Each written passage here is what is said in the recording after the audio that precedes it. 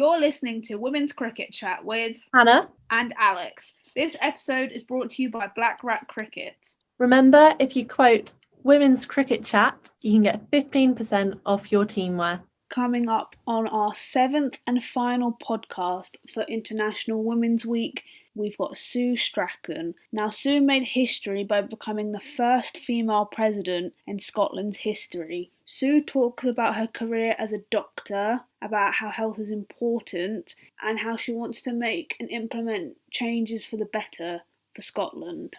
The theme of International Women's Day is Choose to Challenge. So what does Choose to Challenge mean to you? Choose to challenge means you have a choice, which is good. I like a choice. But there are so many things to challenge. It's hard to know what to prioritise. So I think as the first president of Cricket Scotland and as a first female president and as a woman, then I have to choose to challenge sexism in sport, particularly in cricket, but also in other sport as well. So that's what I'm going to choose to challenge. And what does International Women's Day mean to you as obviously a strong woman within the sport space? I think it's a time to reflect on how far we've come. You know, I'm 57 and we've come a long way in those 57 years. And I hope I can be just a little part of that. So it's a time to celebrate what we've done and also to look forward with huge optimism to what we can do. And, you know, what opportunity young women in all spheres of life can have in the future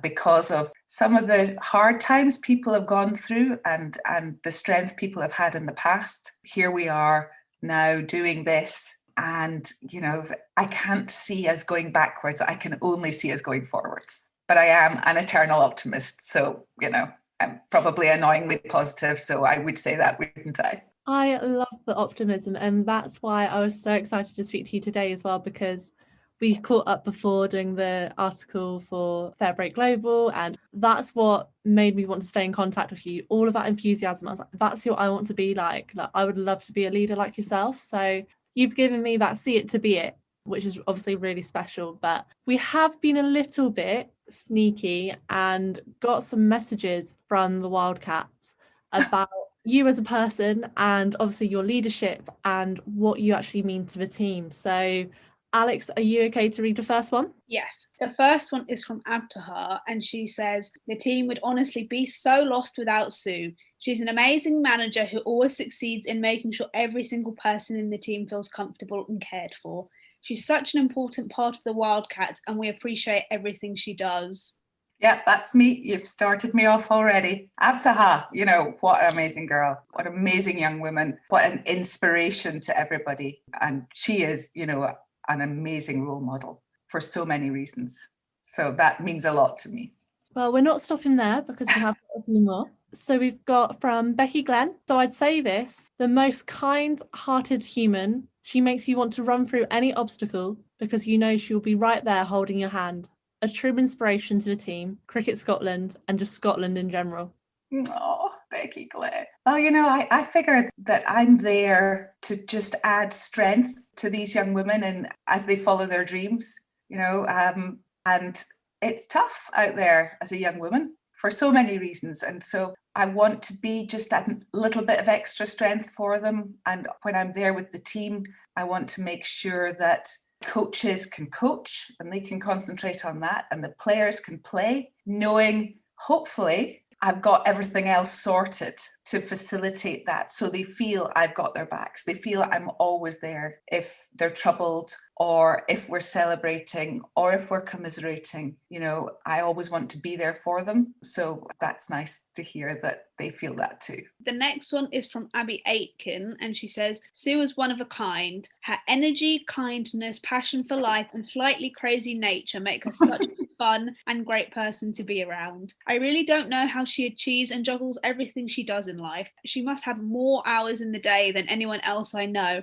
but the one thing I'm certain about is that we're incredibly lucky to have her at Cricket Scotland. And Abby, you know, Abby's an inspiration too. What a competitor, what an amazing cricketer. And to have come from being captain of Scotland at such a young age, you know, her knowledge, her experience is amazing. And again, I hope, you know, I tend to see the best in everyone. I'm always looking for the best in people, and sometimes people disappoint me, but Abby Aiken never disappoints me. I always get the best, and I always see the best in her. And she gives the others so much strength as well, you know, just being there and being this sort of experience and knowledge, but at the same time having the passion. You know, somebody had posted a picture of Abby celebrating a wicket on Twitter, and the passion, you know, that's what you get when you get Abby Aiken. You get the passion. And also doing that whilst working for Cricket Scotland is quite difficult, I think, because she has two hats on, a bit like I have two hats on. So I think she's an amazing woman. And we're not done yet. So we've got another message, which is from Lorna Jack, legendary, of course.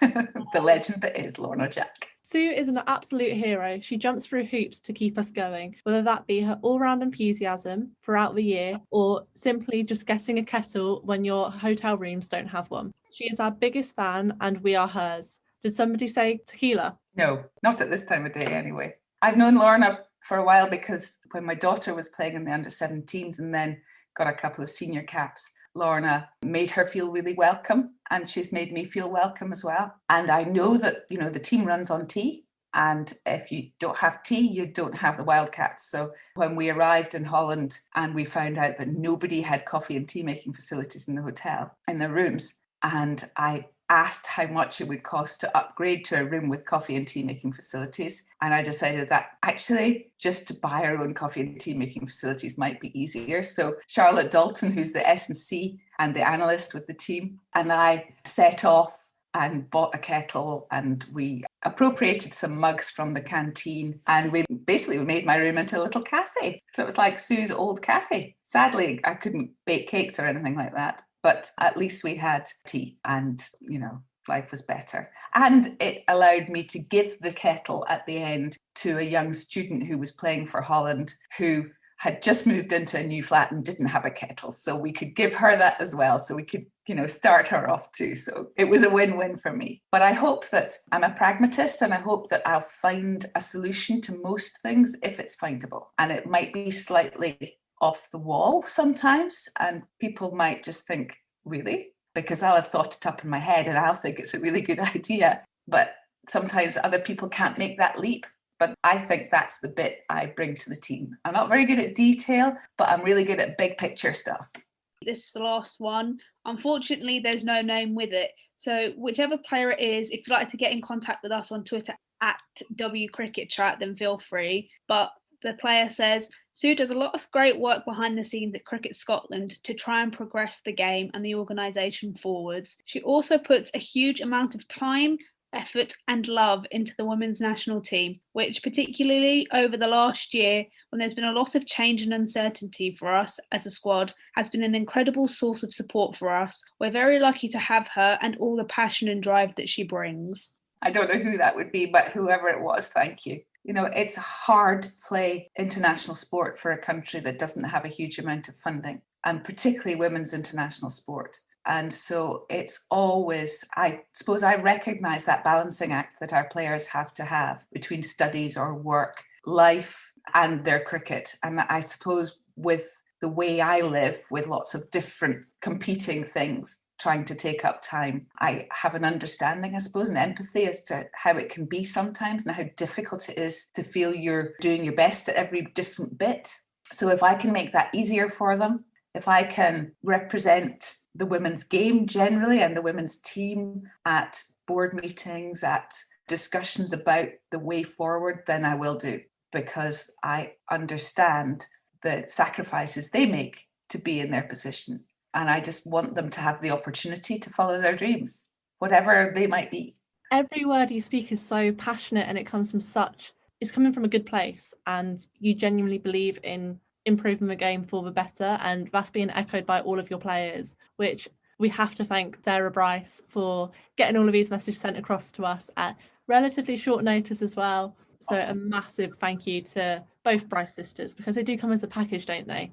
They do, rather, yes. I mean, that they are, again, they're two just amazing young women, and they are very different in ways, but they're sort of like, they're like a yin and yang. Together, they are more than the sum of their parts, but both of them separately, you couldn't meet nicer young women with better attitude to life, to sport, to their teammates, and to, sort of the cause as well. And so, so they are very different, but they complement each other beautifully. They definitely do. And I guess the first question is, how did you get into cricket? What did that path look like? And did you ever play yourself?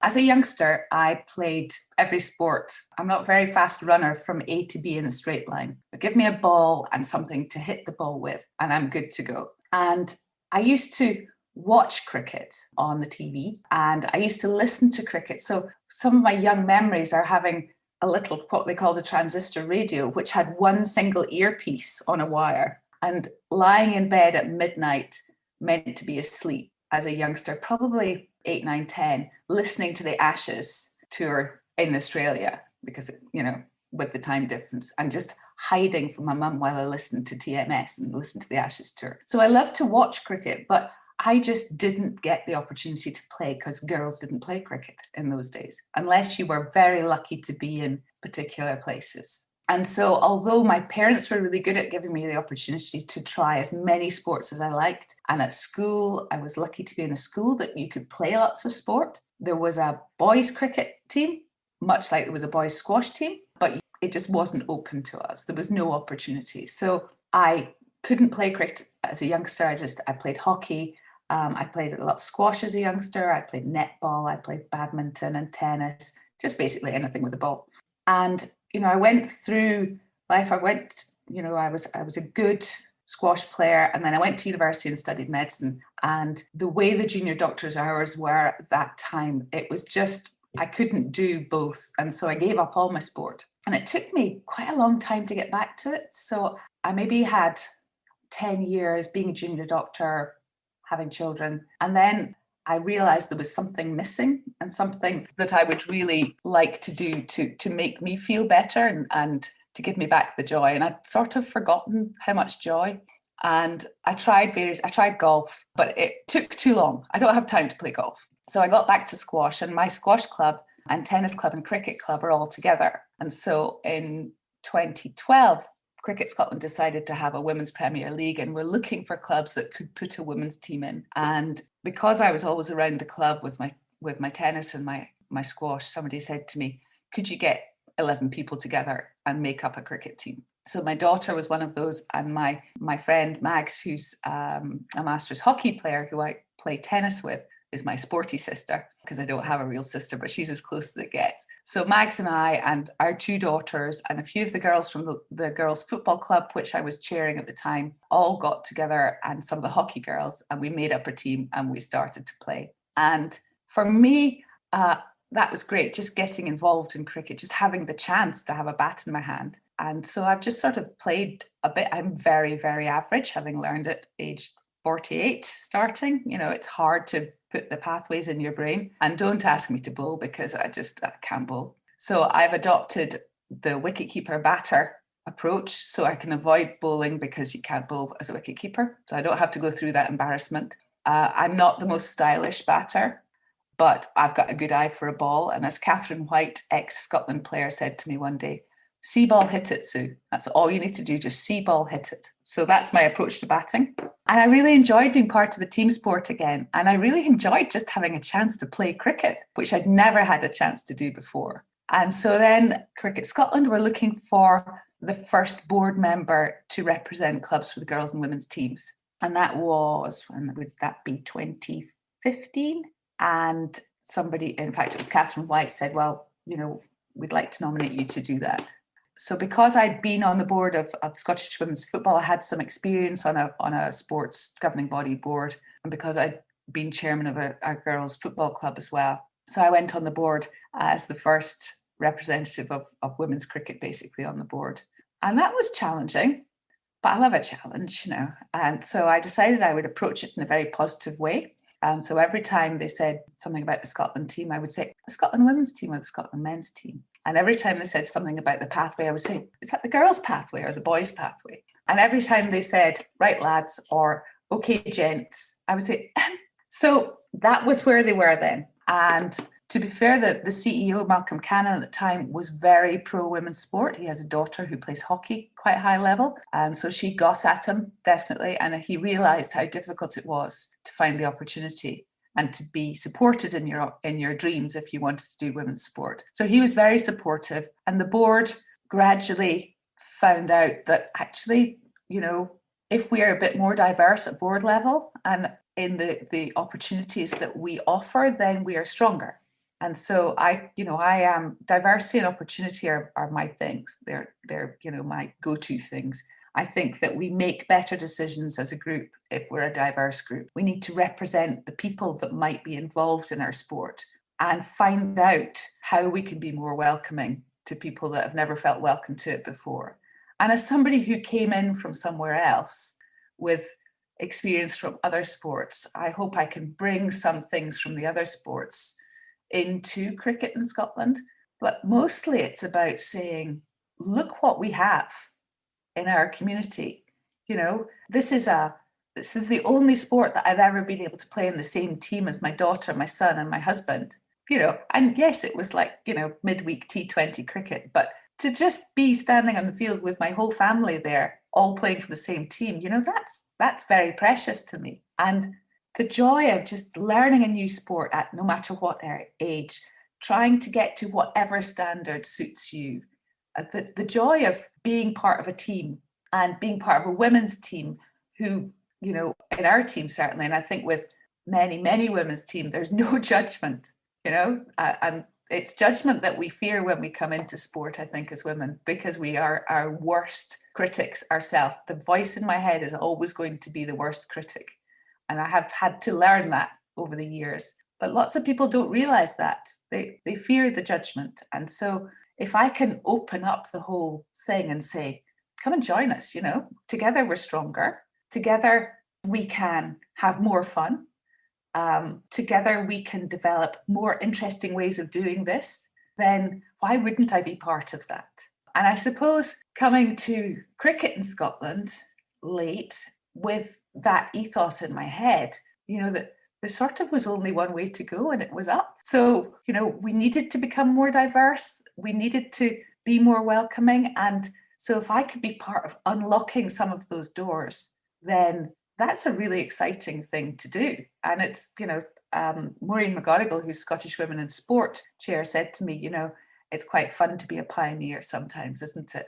And yes, it is. It's good to be out there and say, why do we do it this way? And then when someone says, well, we've always done it that way, to be able to say, well, how about we do it slightly differently now? How about we change it up a bit? How might we refresh this and make it better? So I can't even remember what your original question was, but that's how I got involved in cricket. And then in 2017, somebody asked me if I would help out the Wildcats by being their travelling manager. It's a volunteer role, and the physio had done it before, but it was quite difficult being the physio and being the manager. So I went up to Dundee and spent some time with the Wildcats, and I just loved it.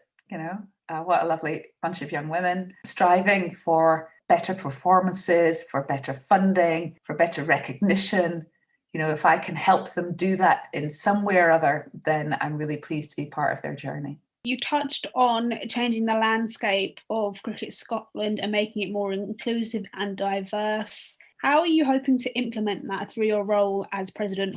It's been difficult last year because of COVID. So I sort of had to wait an extra 6 months to become president. But whilst I was doing that, anybody who talks to me about cricket in Scotland will hear, we need to be better. We need to be more welcoming. We need to tell people what we can offer them. So one of the things that happened when I took over the presidency was that the chairman, who had previously been chair of the Equality, Diversity, Inclusion Action Group, advisory group, said to me, would you take over the chair of this? Because this is obviously your thing. And I thought, I've got an opportunity now. And so I sit as the chair of that group. We've now changed the group's name to the Equality Delivery Group because we're going to deliver stuff rather than just advise people about things. And we now have a group that has more representation from different parts of cricket in Scotland, that has some staff members who are focused and within the communities that we're trying to reach, and whose job it is to do that. And between us, I think we can really change the landscape. I think we can. What I want to be able to do is I want to be able to reach out to communities where we haven't reached before, but you would expect we might. So I want to be able to reach out, particularly to the ethnically diverse communities. We have a lot of South Asian families, and we have a big community in Scotland that's originally from India, Pakistan, Bangladesh, Sri Lanka, where cricket is just part of your DNA. And so that's something that I want to celebrate, and I want to help people from those communities feel more welcome in mainstream cricket in Scotland. For example, Cricket Scotland now run tape ball leagues in Glasgow in the wintertime, not this winter because of COVID.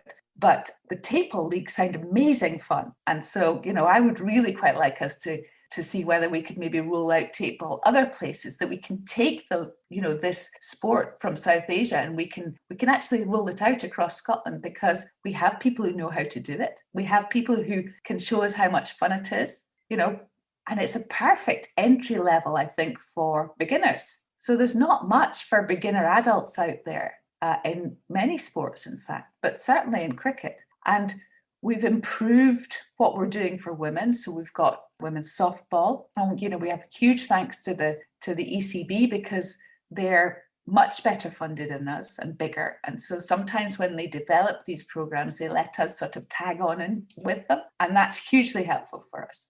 So the women's softball piece, I think, is going to grow and grow, because it's fun and it's short and people can fit it into their busy lives. So why don't we have an equivalent for men? Why don't we have beginners cricket, which you can start with a softball, and some people might want to progress to hardball cricket, but some people don't. Some people just want to play a game that's fun. And we should be able to find a game that's fun for everybody, all age. We've got all-stars, 5 to 8-year-olds. We're starting to do sort of legends cricket, we're calling it, which is the equivalent of walking football, but for cricket. My dad's 83, and I said to him, "Oh, Dad, would you do walking cricket?" And he was like, "Yeah, I'd do that."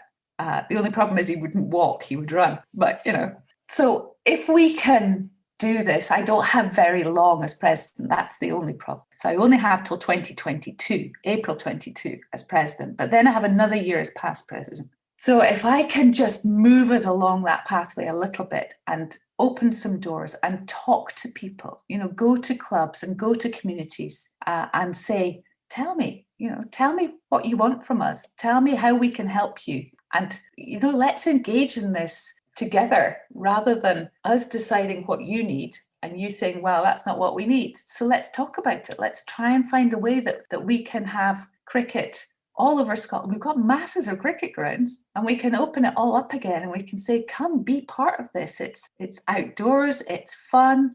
You don't need much equipment, so you can play it really cheaply. You can play all ages. It's great for your mental health. It's great for your physical health. It's a great feeling of community and social cohesion, and everybody needs that. So why not do it with cricket, 100%. And one thing you just mentioned there as well is opening up the dialogues with people. And it sounds so straightforward and so obvious, but so many leaders forget it. They forget to talk to their potential, I guess, it's not really customers, community, I guess. They forget to talk to their community, the wider community, and they make perhaps judgments without actually consulting these voices. So what has been largely the barriers that people have mentioned to not getting included within cricket at the moment? What is going on there, do you think? Because you talk about obviously diversity, but also inclusion. And when people talk about diversity, they often use it quite empty and freely, like, oh yeah, we need to be diverse. But what does that actually look like? Yeah, and I don't think you get diversity till you are inclusive, until you are purposefully, deliberately inclusive. And particularly when you sit on a board and you look around the room and everybody looks the same, how are you going to make decisions that will improve your diversity without having decision makers from different communities, from different groups in the room with you? So I think it's about talking. I think in Scotland, cricket, the perception of cricket traditionally has been that it's a posh person's sport and it's probably English, so you wouldn't want to play it. And traditionally, I think it has, well, initially it wasn't a posh person's sport, and then it sort of got that, it's partly, who wears white outfits, Why would you want to wear all white? I've never been seen in all white except when we used to have to play squash in all white. But, so the perception has been of a stuffy, elitist, posh person sport that probably came from England. And actually, we have to change that perception. And, the perception I have, being a little bit involved in cricket at the start, has grown and grown, which is that actually this is for everyone. But we have to find a way of helping those people feel welcomed in. So we have to reach out to the communities that have we haven't reached out to before, or we've reached out to, but they haven't felt welcome. There have been barriers. And we have to say, what are the barriers? For example, if you look at Cricket Australia and the work they've done on women's cricket, they've looked at what are the barriers. Tell us what the barriers are to you becoming involved in our sport. And then we can look at them. And often they're things that you just wouldn't have thought of if you're there within the sport. Tell us what those barriers are. For example, some of the ethnically diverse communities, there will be some communities where women are not allowed to play sport in a mixed environment. And it may be that if you're not from that community, you didn't know that. And so you offer mixed something because you think that's a really good idea. And that you immediately exclude half of that community. So if you have somebody from that community to explain to you what the barriers are, then you can think of the solution. And then you can say, look, we've got this and we've developed this by engaging with you, by asking you. So you're part of this as well. So it's not even just we've asked you, you're part of the change. And so everybody feels more valued, feel their opinion is valued, they feel more empowered, they feel more welcomed. And then they become part of the journey and part of the team. And then, as you get more people involved, then it becomes easier and then success just accelerates. But you have to get more people involved at the grassroots and in the boards, but also through the umpires and officials, through the coaching network, through the pathways. You have to get people involved in all of those because you need diversity in all of those places to ensure that you don't exclude by accident. So it is all about inclusion. It's all about saying, for example, we have asked that our new Cricket Scotland strategy, which is just about to come out for the next 2 or 3 years, one of our new values is inclusion. And it was never a value before. And I don't think it was, I think people just didn't realise that it could be, but it has to be at the bottom of, it's like the foundation every other bit has to stand on. Because if you have inclusion, then immediately you have this bigger, stronger foundation and you can build on that. If you have exclusion, then you've got a shaky foundation and you're never going to be able to build something really, really amazing. That was a long answer for a short question. Sorry. You do not need to apologise whatsoever, because I don't know if you even realise how powerful your words are. Genuinely, what this podcast is about as well is giving a voice to people like yourself, a different platform to engage our audience, whether they're young girls getting into the game, young boys, whether it's former players, whoever it may be, to listen and take away some inspiration. One of the questions that I've got is, obviously, you're the first ever female president of Scottish cricket in 140 years. Yeah. So why do you think perhaps roles in the past has been so kind of male dominated? And obviously we hear all the time like, oh, sport is a male domain and stuff like that, which needs to be challenged. So I guess linking back to that choose to challenge theme, what are your thoughts about trying to get more women into these high profile leadership roles? I think they would never have asked me to be president without me sitting on the board first, and without them sort of sussing me out on the board, I presume. So it is opening opportunity. It's all about opportunity. It's opening up opportunity at all different parts of the game, and then allowing and supporting progress through that as well. And it's really important to have allies, to have people who will give you that leg up sometimes.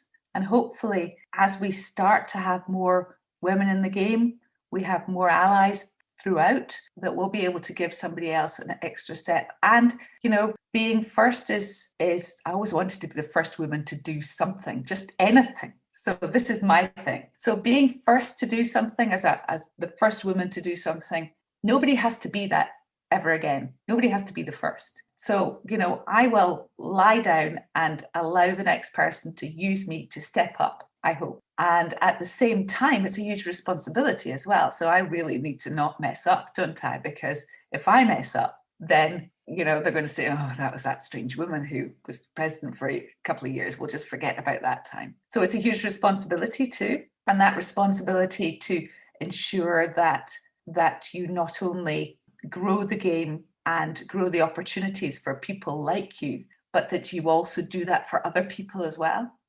As a minority group, women, then, I look across and I think, I've got more opportunity than lots of people have. I've got more opportunity than lots of other groups have. So it's my responsibility to give those other groups, to widen their opportunities and give them opportunities. Because if I don't do that, then who is going to? So I think if we all try and just remember that somebody gave us the opportunity to get involved and do the same for other people, then before we know it, then we become more diverse and more people have opportunity. And the more people have opportunity, the more people want to become involved. And the more people see what we do, the more people might want to become involved, because they might think, oh, I could maybe find a place there. I maybe wouldn't get judged there for being slightly different. Maybe they would embrace my difference and say, oh, this is interesting. You're slightly different to me. I want to learn from you. I want to find out how it is to be you in this situation. And so I'm hoping that that's what I can do. And I think we're getting there, but it does seem to take so long. But there will come a tipping point, I think, that, and even now when I look on social media and I see there's Charlotte Edwards, president of the Professional Cricketers Association, there's Claire Connor in the MCC.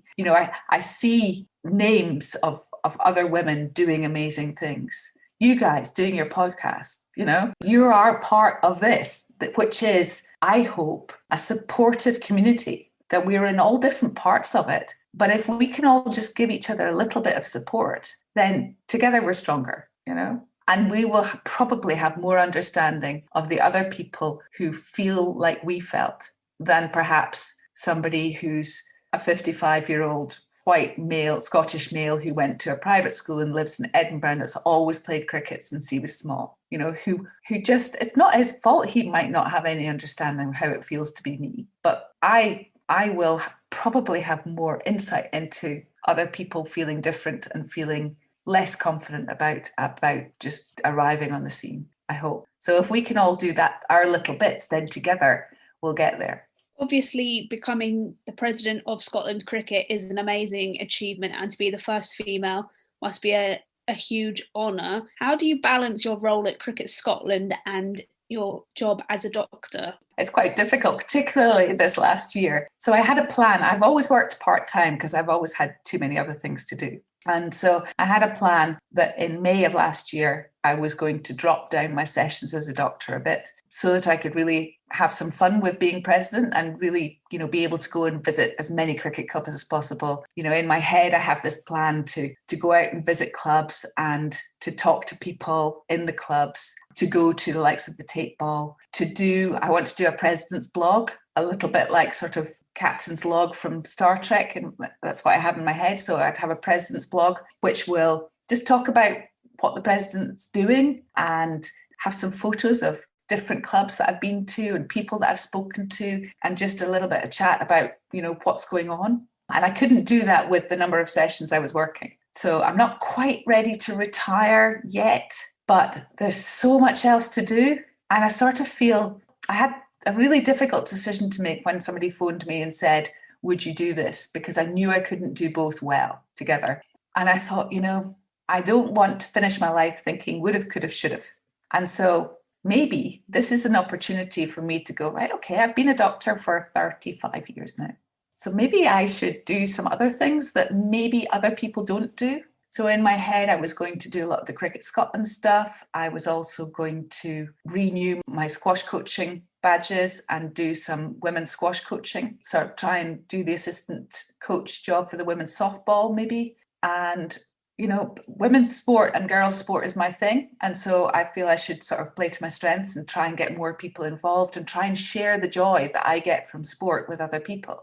And the way to do that is to be out there doing it, to be out there with friends who have come to the softball who always thought they were really bad at sport, and to get them hitting a ball and to celebrate that, celebrate the small successes. If somebody catches a ball 3 times out of 4 after half an hour and they would only catch it once before the half hour, let's celebrate that. And the feeling of achievement that you can get with, I think, almost more with adults who are learning sport and who are coming to sport, the feeling of achievement that they go away with, if you can manage to help them learn something new and also silence that critical voice in their head just a little bit, is great.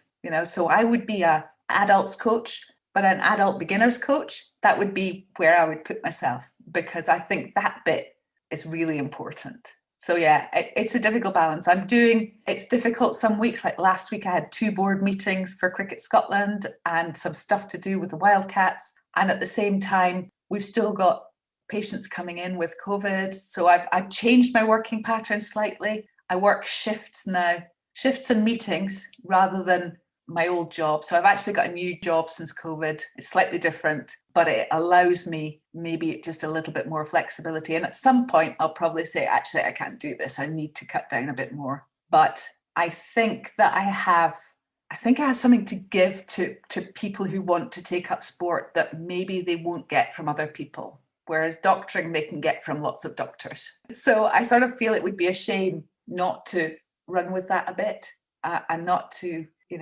actually share that joy of sport and that joy of, the health part of it's really important to me too, because I'm a doctor. So how much healthier people are when they're out playing. But, doing the women's softball and doing cricket, which I've also been doing in the club for a couple of years now, I found myself, we were playing the stupid game at the end of cricket one day, and there was 10 of us, all grown-up adult women.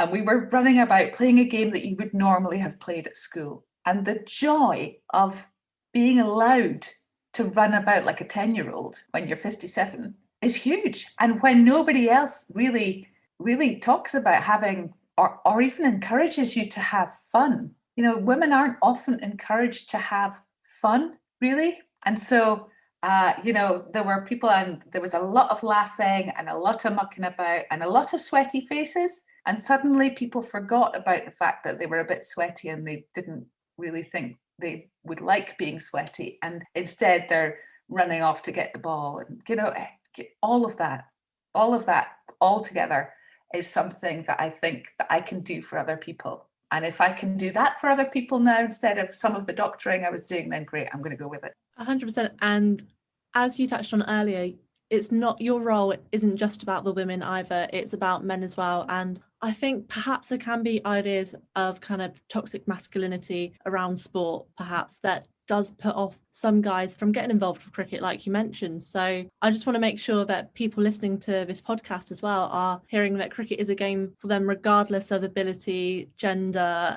And I guess as well, I'd love to know what kind of tips you have for others to be able to set up clubs that are more inclusive. I think it is a cultural thing, and I think some clubs, it's difficult because the club will have been set up by people who play hardball cricket, who play, 50 over or 40 over cricket at a weekend. And it's all set up around about that. And you have juniors come in, and then as soon as they're able to, you introduce the hardball, because that's cricket. That's how it's done. And, I've been very lucky in Dumfries, in my club. We have the most patient coach known to humankind, Hugh Farris, who is like Mr. Cricket. He's played cricket all of his life. I think he was born, I think he came out of the womb with a ball in his hand bowling, And so we were quite a challenging group for him to start with, because we didn't really want to learn all the technique. We just wanted to learn enough that we could really, we could play a game. And then some of us wanted to learn a bit more, but some people didn't. Some people didn't really want to learn to play cricket. They just wanted to come along, be part of something, be part of this community, have some fun, run about a bit, learn some skills. And it's almost like the cricket club, for us, is probably not as alien because there are other sports within our club. But for many clubs, it's a completely alien place for most people who haven't had cricketers in their family, and particularly for women. And all the cricket that they ever saw on the TV was test match cricket with people in full whites, and it seemed to last forever and nothing much happened. And sometimes it was even in black and white. So until you understand the game of cricket, then test cricket does look exceptionally dull, I think. Notwithstanding, once you understand, it is the ultimate test of a cricketer, absolutely. But, so that's the perception. So we have to break those perceptions while still keeping the traditional cricket going at the same time. And that's the difficult bit, I think, while still saying, actually, this is one form of the game, but now we have all these other forms of the game. So, we have test cricket, we have 50 overs, we have some people playing 40 overs, we have T20, we have junior cricket, we have women's softball cricket, we have crick hit, which is high intensity interval training and cricket mixed up. We have all stars. We hopefully will have dynamos this year. So we have all these different forms. We have tape ball, we have last man stands. So it's like a huge big menu, isn't it? And if a club can look at the menu and look at it and say, right, I think if clubs just remain with traditional cricket, they're going to struggle. So to strengthen that club is to say, right, okay, well, what else can we offer? How can we broaden our offer? Because that's life now. You have to broaden your offer. So what other bits could we put in place that would expand our community and would make other people feel welcome? And how do we do that? And that's where Cricket Scotland comes in Scotland. Our development officers come in and they say, what would you like to do? These are all the things we can help you do. How can we support you to deliver that and to develop people to deliver that as well? But the more people you have, the less each person has to do. And the more you feel part of a team and part of your own little community. And so once you have a club that realizes that actually they can be a happier cricket club and they have a better team at the end of it, probably, because there are so many more people involved that more people will come in and go through the traditional pathway. But then you can have all these other people involved in different parts. And you're more the sum of your parts. You've got a community. And then you've got maybe a mum who's got a sporty kid who's going to look for somewhere that they think that child might be happy and somewhere they would be happy watching them, or they might even be able to get involved. So we have the juniors on and we take some of the parents and we do cricket with them. So they don't have to sit and freeze to death because it's quite cold in Scotland in early summer and in midsummer and in late summer. So instead of sitting freezing, they can come across and they get a workout and then they can meet up with their child and talk about what they did. And, they've both learned a bit of cricket and they've both got an experience and they both had fun and they both feel mentally better for it and physically better for it. So they're much more likely to come back. And then that mum, say, might get involved in the women's softball because it looks like quite fun as well. And that child might go through the pathway or might do just recreational cricket. And before you know it, you've got more people in at the base and therefore you have a stronger pathway, therefore you have stronger representative teams. And, in my head, I can sort of see this picture where all the cricket clubs are full of people doing lots of different stuff. It's a big space. You can do loads of stuff in that space. Doing loads of stuff, all coming together at the end of it, having a bit of a laugh, maybe having a beer together or a juice or, a barbecue on a summer evening and all feeling part of that same community. And, how great would that be if all cricket clubs were like that? So it's trying to help people and support them to develop little extra bits. And as the extra bits add on, sort of bolt on extra bits, then after a little while, it almost becomes easier and, it grows itself then, in my head anyway. I guess the main thing as well, what you're talking about is obviously the structures. So we've spoken about recreational, we've spoken about what you've done for clubs and everything, but now thinking about the elite teams, obviously this year we've had brilliant results with 2 of the Scotland players being ICC Associate Cricketers of the Decade, so Catherine and Kyle. So I guess that gives you a lot of pride. But what work does need to be done within the structures at that elite level? Because when you look at international sides and stuff, I think people assume that they're pro athletes, they get everything there. They've got coaches, they've got spin coaches, they've got batting coaches. Like, you think the whole setup is in place, but we know from speaking to Absaha, it's not quite there at the moment. Not like that, is it? How are you driving that? People see the ECB, they see England cricket, and they see the fact that they have a big national training centre, that they have the county grounds that all have great facilities, and they have a lot of money going through the system. And the way the ICC works, for people who don't know, is that they have full members, which are the countries that you will have heard of as playing cricket. So, India, Pakistan, England, Australia, New Zealand. So the ones that you'll heard of, and more recently, Ireland and Afghanistan. And then they have what they call associate members, which we're associated to the ICC, but we haven't quite achieved full membership. Now, originally, presumably, full membership was just like being part of a club. But now there are specific things that you have to achieve in order to become a full member. And it's really difficult because full membership comes with it a lot more funding and a lot more opportunity for your international teams to play other teams. But to get there, you have to beat some of the teams that are full members, both in the women's and the men's game. And that's really difficult because you then have to perform better than professional athletes, despite the fact you're not professional athletes, and despite the fact that your governing body is not funded to the level that theirs are. And so therefore you have to do it with less support, with less finance, with poorer facilities.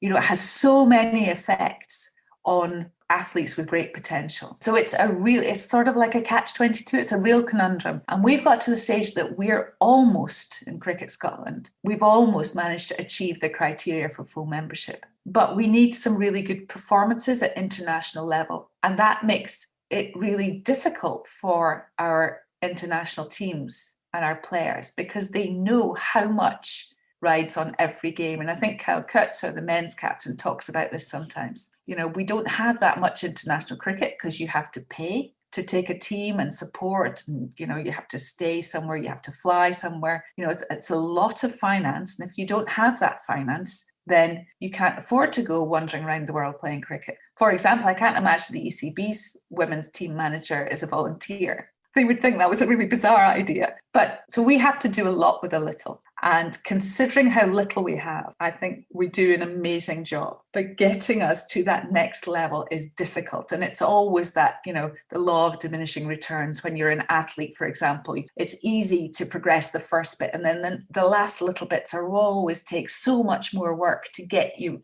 just that last little bit up. And so for me, it's about trying to find ways to get our players more international cricket so that each game isn't so huge apart from anything else. Because, all cricket teams have a bad game. The England women have bad games. The Australian women have bad games. So our team should be able to have bad game without it having a huge knock-on effect on everything. So more international cricket and more time on task with coaches and also facility to do that. And, that's all finance.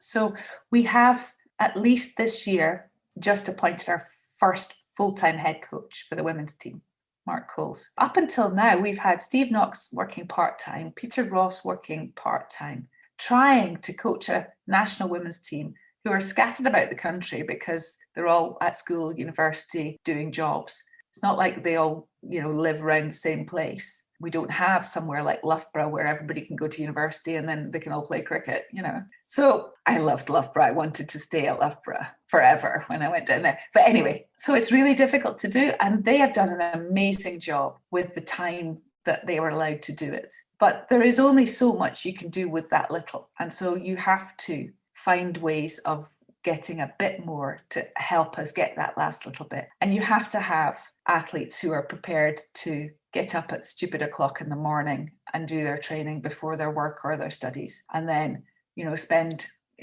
10 weekends in a row traipsing down to the south of England to play 2 or 3 T20 matches and then traipsing back up again and arriving in Edinburgh at 3 a.m. and going to school the next day.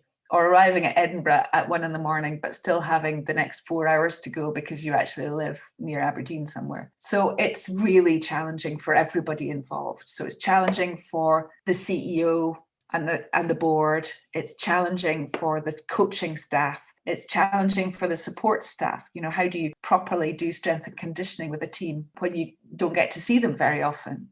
How do you help them with their strength and conditioning? How do they access good physio when they need it? There's so many different parts to this. And probably one of the answers would be if somebody would like to give Cricket Scotland a big chunk of money, because we have the most amazingly marketable players, in both teams and in the in the age group teams as well, we have these fabulous athletes who are just brilliant people and, who are amazingly marketable. But of course, nobody sees them because we don't have the media coverage. So as soon as you get to see them, then they're immediately more marketable. They're just, it's like a spider's web of if only we could just do that. And, you could go mad just going through it in your head. But instead of that, what we have to do is say, well, control the controllables like proper athletes. What's under our control? What can we do? So our individual athletes can work really hard at their sport and try and be as efficient. So train smart as well as training hard. Our coaches can try and just give their team as much time on task as they can. Our CEO will try and make it so that there is as much funding going into the international teams as there can be and in the pathways as there can be, whilst also having all the development work to do. So we can work with some charities on some of the development work, get some funding, joint funding for that, which allows us to free up a little bit of money to go into other areas. But it's robbing Peter to pay Paul often, and it's really difficult. And people like me can do as much as we can as volunteers. We're all part of this. And if we can all do our, very best, if we can all work at the top of our pay grade, then hopefully we can get ourselves over the line of getting full membership. And then there are different challenges, but they're different challenges. And then, or even before then, I would really like to see the ICC support the sort of next chunk of women's teams like they do with the men's teams to play some international cricket against each other in a cricket league of some sort. Give our players that opportunity, give them that experience. It keeps you in the game apart from anything else, because if it's all just hard work and you don't really get a chance to play any international cricket, then life sort of takes over. So it's a very complex spider's web. And I try not to let it get me down that, if only I was a millionaire and I could just chuck a chunk of money at it, then we might be able to help us get over the line. And even our full-time women's head coach is going to have to work with the development team as well. So, there are lots and lots of challenges, but there is huge passion and huge drive from within the whole community to try and help us just get a bit further. And I think we've been almost there for a long time. And that's one of the frustrations. So for the people that have been involved for a long time, you sort of feel like you're just in a holding pattern above Heathrow, and all you just need is that little window and we can land. But it's just finding the window can seem really difficult at times. But I'm not going to be negative about it because that's not who I am. So I'm going to take a pragmatist approach and say, right, what can we all do that will help us get over the line? What can I do that will help our players play to their very best at the times that they need to? And that's why I do the manager role, because I feel that if I do that, then they have more chance of being their best them. And, winning becomes a habit, doesn't it? So it would be really nice to develop that habit, and also for the games not to be so sporadic that each time you play you've got another new young squad. It would be nice to keep the more senior players in the game, in the international game, longer, because they bring with them wisdom, intelligence, game sense, presence and experience, whilst also having opportunity for the youngsters coming in to feel that they're part of something amazing, and to really encourage them to feel that being an international cricketer is now, as Sarah and Catherine have said, is now actually a realistic ambition to have, even if you come from Scotland. And just to conclude, what are your hopes for yourself and for Cricket Scotland for 2021? Well, I hope we get some cricket for starters. That would be good. I hope that all our players in our international teams, I hope we can enable them to perform at their very best, because I think if we can do that, then our aims for the international teams are for the men to do well in the World Cup, and for the women's team to qualify for the World Cup T20, and also to qualify for the Commonwealth Games. That would be huge. So I have my other hat on as Team Scotland Commonwealth Games team manager as well. So I've been doing my personal journey through the Commonwealth Games Team Scotland setup, learning to be a good manager. So hopefully that will come in, and work well. And we can qualify for the Commonwealth Games too, because that would be amazing with it being in Birmingham and all. And at the same time, I hope that we can reach out to lots of people and make them feel welcome as part of our community and, help them choose cricket, help them come in and have a go and feel that we won't judge them. We will welcome them, whoever they are, whatever age they are, whatever sex they are, whatever ethnicity, whatever religion, whatever their ability or disability. I want them to feel welcome as part of our community. And then we will have a strong, vibrant cricketing community in Scotland. Thank you so much, Sue, for giving up your time and chatting to us. It's my pleasure to talk to you. So such a fan of your work. Thank you. We're always a fan of yours. Where can our listeners find you on social media if they want to keep up to date with all that you're doing? I'm mostly on Twitter at Sue_Strachan. I've also got an Instagram account and I'm trying to get better at that. But as you know, I'm quite old and so it's a bit difficult for me, but I'm doing my best. So I'm Strachan Sue on Instagram. And hopefully in the near future, they will also be able to find the President's blog somewhere. I'm not quite sure where it's going to be though. Twitter's probably the place I'm most comfortable. I've had a couple of answers from Judy Murray. So, it's Twitter for me. Try cricket one day, she says. So I'll let you know when she's going to do it. Yeah, that has to happen. Yeah, I think it should be quite good. So I'm thinking maybe some sort of celebrity and the Wildcats softball cricket tournament in Edinburgh, late summer maybe. That would be cool.